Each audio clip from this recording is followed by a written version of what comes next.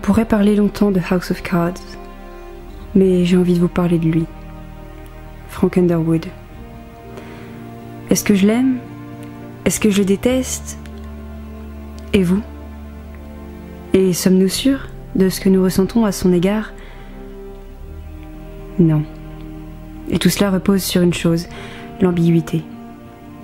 Brièvement, l'ambiguïté, c'est quelque chose qui est susceptible de recevoir plusieurs interprétations, qui est entre deux catégories, bref, ce face à quoi on ne sait sur quel pied danser. Et on danse sur quel pied avec Frank Underwood? Allez savoir. En tout cas, la danse, c'est lui qui l'amène. Danger. Cri du chien, on est inquiet, réceptif à l'information, crédule. Il a l'air alerte lui aussi.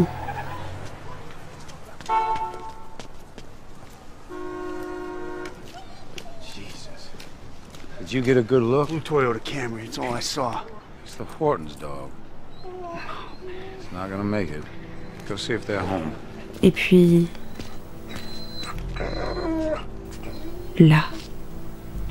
Vous avez vu? La rupture dans la vitesse, la frénésie s'arrête.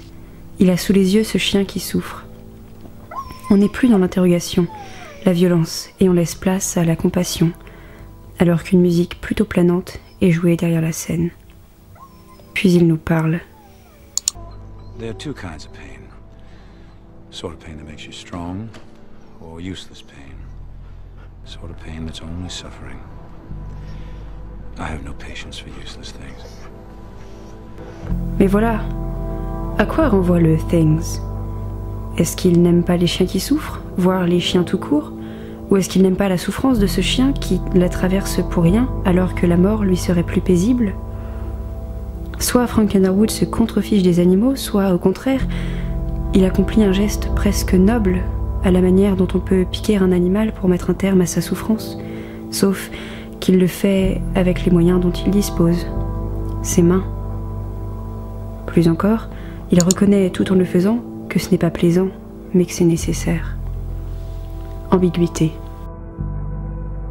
Pourquoi il fait ça? Après tout, nous ne voyons pas le chien. Et s'il nous mentait?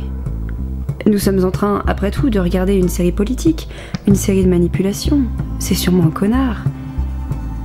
De multiples interprétations sont possibles. Ambiguïté. Tout ça passe dans l'image, mais tout passe aussi dans le son. Écoutez.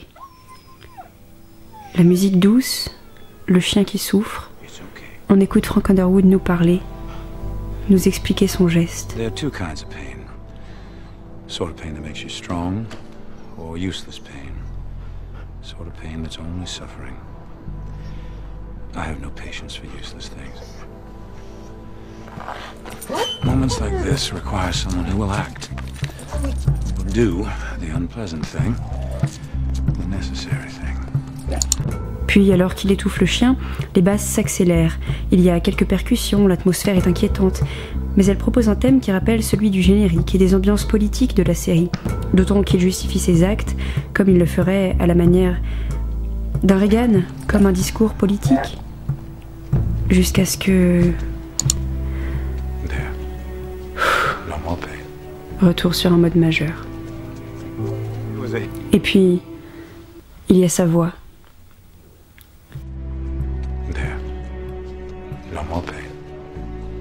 Quelle douceur. C'est comme si c'était un proche qui nous rassurait.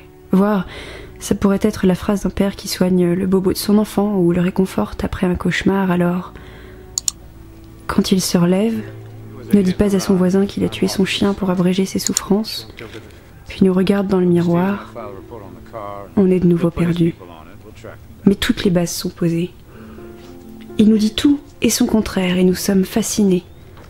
On ne sait pas si on l'aime, on ne sait pas si on le déteste, on ne sait pas quoi penser, mais on est intrigué, fasciné. Et c'est ça qui compte. Parce que s'il est imprévisible, si on ne le comprend pas, eh bien, on aura envie de rester, de voir la suite, et de voir si peut-être on va être capable de le cerner, de le devancer. C'est presque un défi. Toutes les bases sont posées et le coup de grâce s'organise en 3 temps. Premièrement, Claire Underwood. Dans le pilote, plusieurs choses ressortent massivement du personnage. Elle travaille dans l'humanitaire, peut-être que c'est une bonne personne, et si Frank l'aime, peut-être qu'il est aussi quelqu'un de bien finalement. C'est une femme qui sait ce qu'elle fait. Regardez comme elle maîtrise la situation, comme elle sait comment ce milieu social fonctionne, quel est son rôle. Elle porte tout. Enfin, cette femme de pouvoir... I love that woman. I love her more than sharks love blood. À nouveau, c'est l'ambiguïté. Soit on prend cela comme une métaphore, et on s'oriente vers une relation potentiellement malsaine, de prédation, de Frank vers Claire, soit on prend ça comme une analogie. Et alors, on comprend que ce que Frank dit, c'est que pour lui, Claire, c'est une question de survie. Les requins n'aiment pas le sang parce que tuer leur fait plaisir, ils l'aiment parce que sans lui, ils meurent. Il en va de même pour Frank et Claire. I love that woman. I love her more than sharks love blood. Et dans la série, ça se verra, à tel point qu'on n'est pas sûr de savoir qui est le personnage principal, en définitive. Deuxièmement, Frank Underwood, dans le pilote, vient d'essuyer un échec, une trahison. Il décide de prendre sa revanche. Et on n'a pas besoin d'être politicien pour savoir ce que ça fait d'être trahi. Enfin, le troisième temps, c'est qu'il nous parle. C'est bête peut-être, mais il est là, dans un milieu que nous ne connaissons pas, auquel nous n'avons pas accès, et il nous explique tout. D'un coup, grâce à lui, on apprend des choses, on sait ce qui se passe. Il nous donne l'accès au congrès, etc. Et c'est ça le coup de grâce. On est disposé à le suivre, parce qu'il est ambigu, et la balance penche du côté de la fascination bienveillante, parce qu'il nous privilégie, parce qu'on devient complice. On va voir sa stratégie se réaliser, ses petites magouilles, et on sera toujours au courant un peu avant les autres. On connaît plus de choses de Frank Underwood que n'en connaissent des membres du pouvoir politique, et en cela, on a presque plus de pouvoir qu'eux. Alors tout ça ensemble, le privilège, l'ambiguïté, la fascination, la faveur en quelque sorte qu'il nous fait en faisant de la pédagogie du pouvoir politique, ça fait que même si on ne sera jamais certain ni certaine de savoir si on peut lui faire confiance, on va vouloir le voir prendre place au bureau ovale. C'est là le tour de force qui réussit. C'est une série qui parle de gens que nous détestons tous. Et en même temps, avec Frank Underwood, on va ressentir ce que ça fait de vouloir le pouvoir.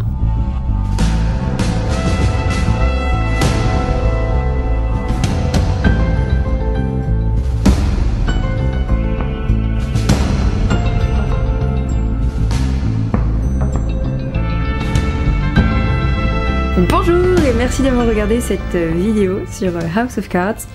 Ça faisait très longtemps que j'avais envie de la faire et j'espère que ça vous a plu. J'adore ce personnage vraiment, très très fort.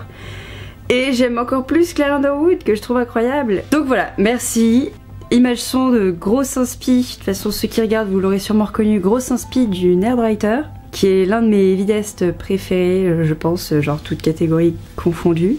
Bon après j'ai pas son talent donc voilà, mais c'était lui qui était un peu au cœur du truc. Et puis j'ai voulu faire cette vidéo aussi parce qu'il y a Monsieur de Pilote, la chaîne Pilote, qui est chouette aussi, et qui avait fait une vidéo sur House of Cards, sauf que j'étais pas d'accord avec lui, parce que je trouvais qu'il présentait trop Frank comme un connard, et que ça rendait difficile de penser pourquoi est-ce qu'on avait envie de le suivre, et pourquoi est-ce qu'on arrivait à s'engager émotionnellement avec lui. Et donc j'avais envie de faire un truc là-dessus pour essayer d'expliquer qu'est-ce qui se passe, qu'en fait c'est un peu plus compliqué que c'est juste un connard politique, et que vraiment ce qui est génial c'est qu'on est totalement avec le mec et on va vouloir détruire les gens en même temps. Genre le mec c'est quasiment tout ce que je déteste, sauf que je sais pas pourquoi mais dans la série genre les gens qu'il va détester je les détestais, tu vois. Et donc il fallait que j'essaye de comprendre pourquoi pourquoi est-ce qu'il m'arrive un truc pareil.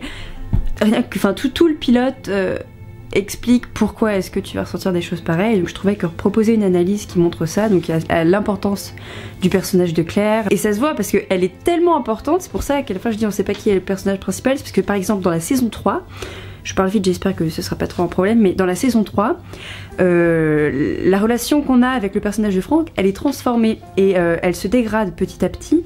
Et en fait, elle se dégrade pourquoi? Parce qu'il est en train de, il prend ses distances avec Claire dans la saison 3. Ils sont pas en super bon terme dans ces saisons-là. Et nous, en fait, on va basculer, mais on va totalement aller du côté de Claire. Et je trouvais ça hallucinant. Et donc, cette rupture-là, en plus, elle est actée dans la façon dont il s'adresse à nous, parce qu'il y a un épisode, je sais plus lequel, dans lequel donc il y a voilà, ça se fight, blablabla, et à un moment il y a Frank Underwood qui nous regarde, et ça faisait longtemps qu'il nous avait pas regardé. Dans les saisons 3, les regards caméra ils sont assez rares, et ça participe aussi au fait qu'on commence à s'éloigner de lui, c'est parce que s'il nous parle plus, bah on perd le privilège qu'on a, et donc blablabla, et il nous regarde, il nous parle, et en gros il dit genre qu'est-ce que tu regardes? What are you looking at? Et c'est énorme, tu vois, du point de vue de la série, c'est énorme. Et tout ça, c'est dû notamment à Claire Underwood et puis aux absences d'adresse qu'il y a eu dans la série et tout ça. Donc, je trouvais que c'était hyper important de montrer que, à la fois, le personnage en lui-même était posé de telle sorte qu'on puisse s'engager émotionnellement avec lui, notamment à travers la vengeance, le fait qu'il nous parle, blablabla. Et puis aussi d'essayer, avec le personnage de Claire Underwood, d'amorcer une réflexion sur toute l'importance des personnages secondaires et à quel point les relations de Frank Underwood de personnages secondaires vont structurer nos différentes appréhensions du personnage. Donc voilà, et bah j'espère que ça vous a plu, que vous avez appris des trucs. Voilà. Sur ce, bah à bientôt pour la prochaine. Salut Et j'allais partir sans vous dire, s'il vous plaît.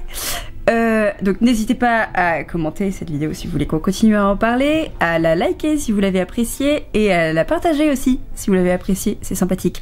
Voilà, et bien cette fois-ci, à la prochaine. Salut.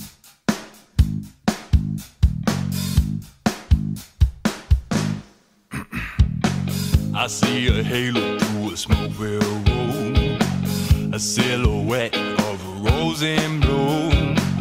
A perfect stranger, face with no name.